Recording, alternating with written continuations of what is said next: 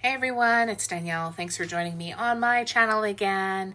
If you're new here, welcome to the crazy cat lady who loves sparkle things YouTube channel. If you're returning, thank you very much.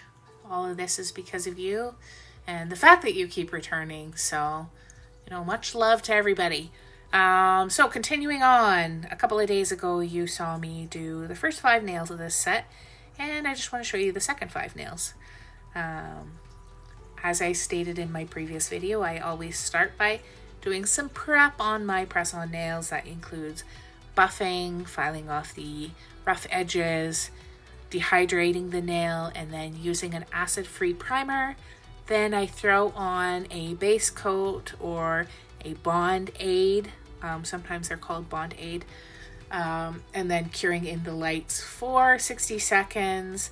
Then I'm going to apply 3 coats of color on these nails because this nail polish was not very opaque, and I wanted a little bit more solid color. So I did use 3 coats of polish on these nails. In between each coat of polish, I cured for 60 seconds. And then once that's all done, we're going to get into the fun stuff, which is the decorating.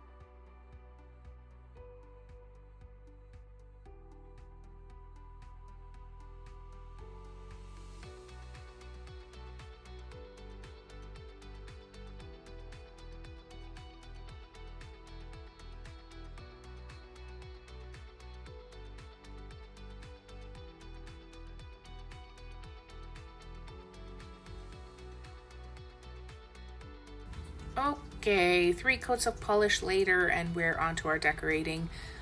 Here I'm just using some of my Koko and Claire white metallic alcohol ink. Very pretty stuff. I'm not that great at using it yet. So I'm going to use a brush with a little bit of acetone on it, because I've learned from watching other fabulous YouTubers that acetone takes away alcohol ink. So if you get it too blotted, too blotchy, bust out your acetone. And if you want to spread out your alcohol inks a little bit more, you got to bust out that isopropyl alcohol. That's what makes it spread out. So I'm just kind of toying around with this. It's kind of a watery, under the water theme nail. So I don't know what look I was going. Frothy water. You know how, like when you're at the ocean, you see that white frothy water? I guess that's the kind of idea I was going for with the alcohol ink. So I'm just going to lay down some blending glue there on my palette.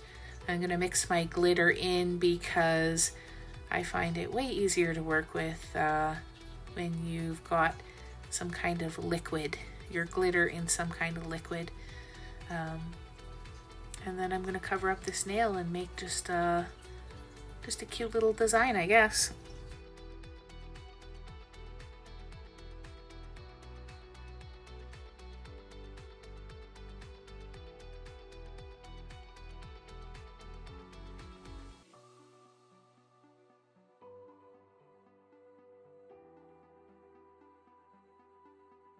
Okay, now I got my glitters more or less where I want them, so I'm going to let that cure in the light for 60 seconds and move on to my stamping nails.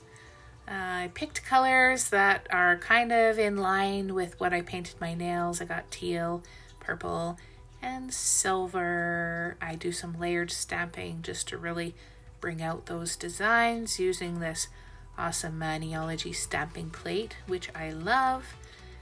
And then after I get all my designs laid down, I'm going to put a layer of Vanillisa hard gel on everything and do some rhinestones, which is exciting because I love rhinestones. There you just saw me using a lint roller. Those work fabulous on stampers. You can kind of clean up any parts of an image you don't want to transfer over to your nail.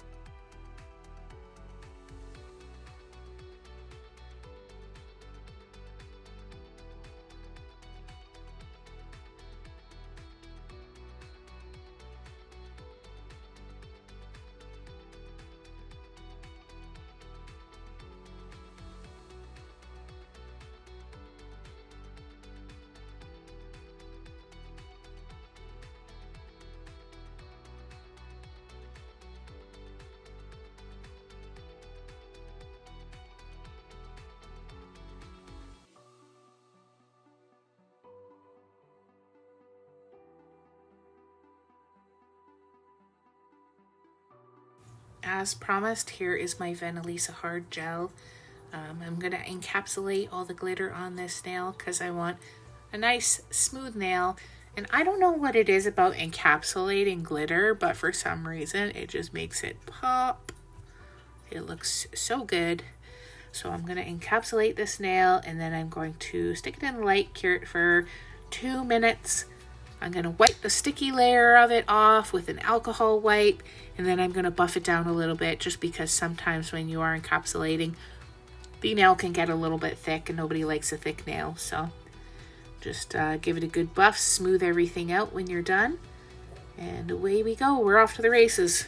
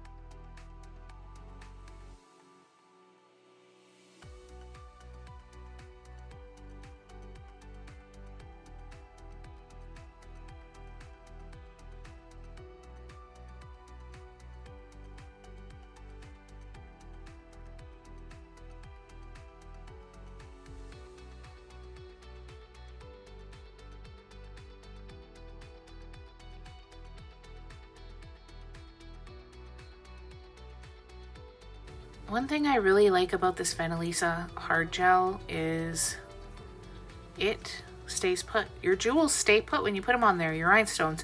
I use Russian leveling gel on a lot of my other designs.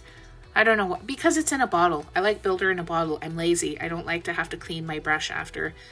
I gotta stop being so lazy though, because honestly, the Vanillisa jelly gel is like oh, top notch. I really like it for when I'm doing rhinestones because they don't slip and slide all over the place. They stay where you put them. Really, any brand jelly gel that you use is going to work similar to that. It makes a difference. That's for sure. It'd be nice. It'd be nice if you could get a jelly gel in a bottle with a brush, but probably it would be too thick for something like that. You definitely need to use a proper gel brush when you're using like a hard gel like this.